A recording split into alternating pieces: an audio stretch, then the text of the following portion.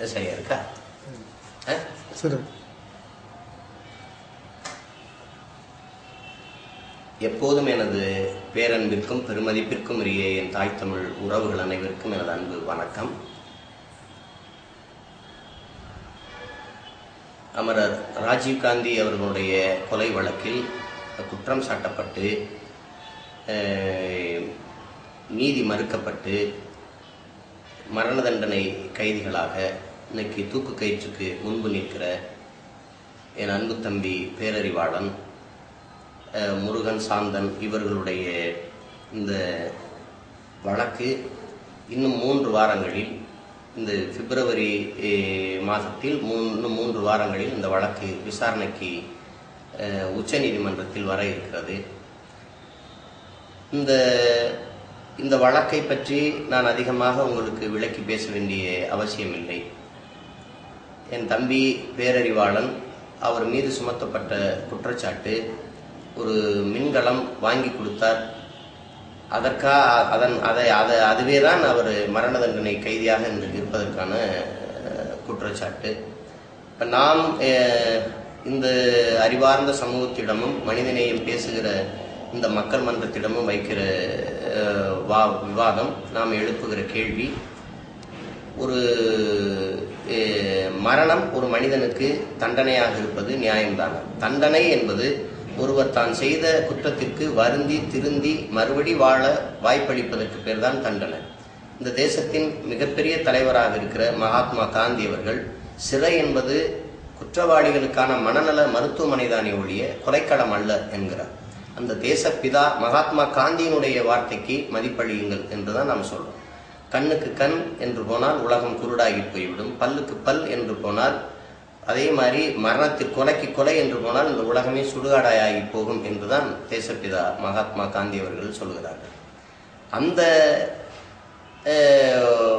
அந்த அடிப்படையில் காந்தியின் தேசத்திடம் உயிர்களையே கொல்வது பாவம் என்று போதித்த புத்தனின் பூமியிடம் நாம் முறையிடுவது, உலகத்தில் எத்தனையோ ஜனநாயக நாடுகள் இந்த மரண தண்டனையை கைவிட்டு விட்ட பிறகு இந்தியா மட்டும் இன்னும் அந்த மரண தண்டனையை பிடித்து கொண்டு தொங்குவதற்கு காரணம் என்ன என்றுதான் நாம் கேள்வி எழுப்புகிறோம்.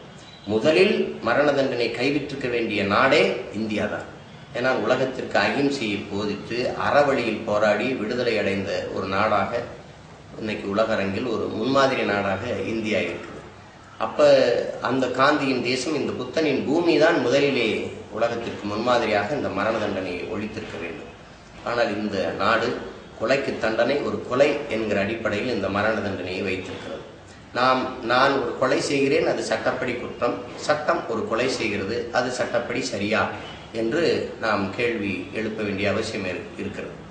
அப்ப இந்த இதுல எனது தம்பி பேரறிவாளன், அவரோடு இன்னைக்கு அதே வழக்கிலே இருக்கிற தம்பி சாந்தன், முருகன் இவர்களுக்கு மரண தண்டனை விதிக்கப்பட்டிருக்கிறது. ஆனால் 21 ஆண்டுகளாக அவர்கள் நீண்ட ஒரு ஆயுள் தண்டனையை அனுபவித்திருக்கிறார்கள்.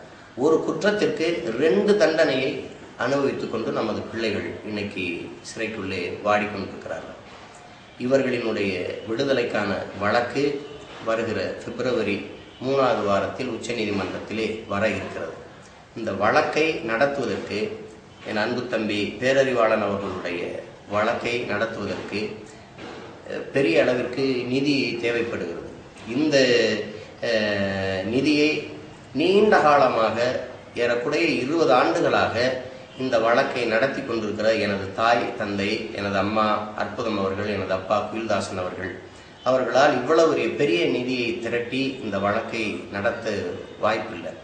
அதனால இன்றைக்கு எனது அன்பு உறவுகள், தமிழ் மீதும் தமிழர் மீதும் பற்றுக்கொண்ட என் தாய் தமிழ் உறவுகள், எனது பாசத்திற்குரிய தம்பி தங்கைகள், நீங்கள் தான் இதை இந்த பெருஞ்சுமையை எனது தாய் தந்தையர் தோள் மீது சுமத்தாமல் இதை பகிர்ந்து கொள்ள வேண்டியது தேவையா இருக்கிறது. இது நமது கடமையாகவும் இருக்கிறது. எனவே என் தம்பி அவர் நீங்கள் வழக்குக்காக நிதியை தர வேண்டும், அதை வழக்கு நிதியாக தர வேண்டும் என்று அவர் எதிர்பார்க்கல, அது அவர் விரும்பல. அவர் சிறைக்குள்ளே இருந்து இந்த தூக்கு கொட்டடியிலிருந்து ஒரு முறையீட்டு மடல் என்று இந்த புத்தகத்தை எழுதியிருக்கிறார்.